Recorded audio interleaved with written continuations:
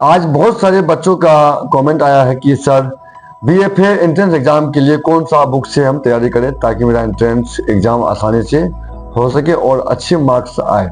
तो मैं आज पूरा क्लियर बताऊंगा कि कौन सी बुक से आपको एंट्रेंस एग्जाम की तैयारी करनी चाहिए, कौन सा बुक लेनी है और एंट्रेंस एग्जाम की तैयारी कैसे करना है। बच्चों, अगर आप गलत बुक से तैयारी कर रहे हैं तो आपका टाइम वेस्ट होगा, इसलिए आपको सही जानकारी होना बहुत जरूरी है। अगर आप सही बुक चुनते हैं तो सिलेक्शन का चांस बढ़ जाता है, इसीलिए आप सही बुक का चयन करें। सबसे पहले मैं आपको बता दूं कि थ्योरी के लिए आपको यह टॉपिक पढ़ना बहुत जरूरी है, तो आप इस टॉपिक पर ध्यान दें। तो मैं आपको बता दूं कि आपको आर्ट हिस्ट्री बुक की तैयारी करनी है, जैसे इंडियन आर्ट हिस्ट्री। आपके इंडिया में जो भी कलात्मक चीज है उसके बारे में पूरी जानकारी होनी चाहिए, ग्रेट आर्टिस्ट के बारे में। और आप Indian art and culture book से तैयारी कर सकते हैं, ये आपको ऑनलाइन बुक मिल जाएगा, आप वहां से खरीद सकते हैं।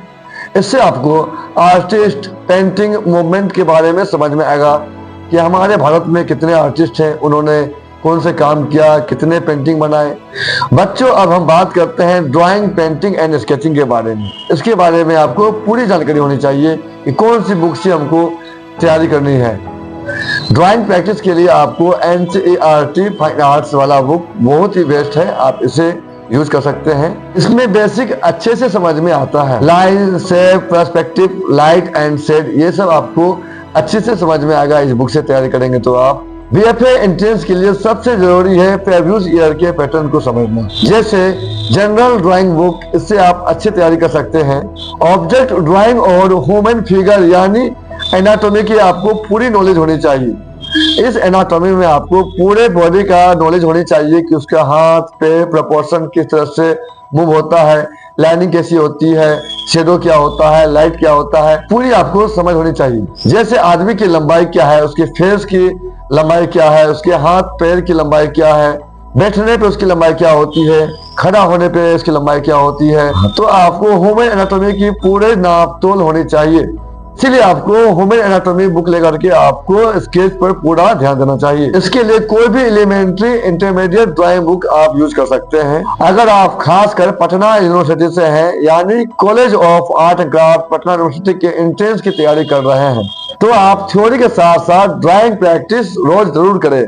मेरी सलाह है कि रोज आप 1 घंटा थ्योरी की पढ़ाई करें और 2 घंटा डेली आप ड्राइंग का प्रैक्टिस करें, जिनसे आपका हाथ का प्रैक्टिस और स्पीड अच्छा रहेगा। अगर आप हर रोज 2 घंटे ड्राइंग का प्रैक्टिस करेंगे और स्केचिंग पे आपका कमांड पूरा हो जाएगा। अगर आप रोज 2 घंटे ड्राइंग करते हैं तो इसे भी आप 2-3 पार्ट में बांट दो, जैसे कि 1 घंटे आपको स्केचिंग करना है, मतलब कि जो मन सो, lining, right, left, up, down, incredible art, shape, triangle, ये सब आप स्केच करें। और उसके बाद सीनरी बनाए, लैंडस्केप बनाए, किसी भी फोटो को देखकर आप लाइव बनाए। जैसे आपके घर में अगर कुछ भी वेस्ट चीज रखा हुआ हो सामने, उसको आप देखकर बनाए। और एनाटॉमी बुक जो है शरीर रचना, उसको आप पूरा देखकर प्रैक्टिस करें।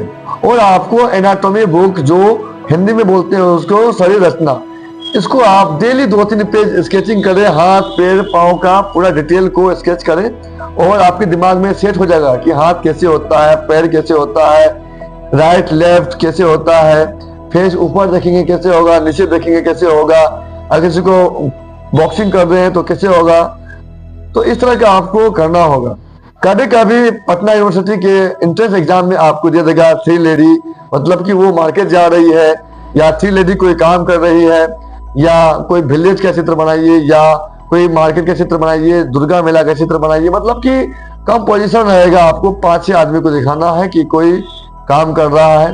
रोज प्रैक्टिस करें तो यही आपका सही कॉम्बिनेशन रहेगा। अगर आप चाहते हैं कि बीएफए एंट्रेंस के लिए पूरी बुक लिस्ट और सिलेबस लेकर आऊं तो इस वीडियो को लाइक करें, शेयर करें और चैनल को सब्सक्राइब जरूर करें। हम मिलते हैं अगले वीडियो में, तब तक के लिए धन्यवाद।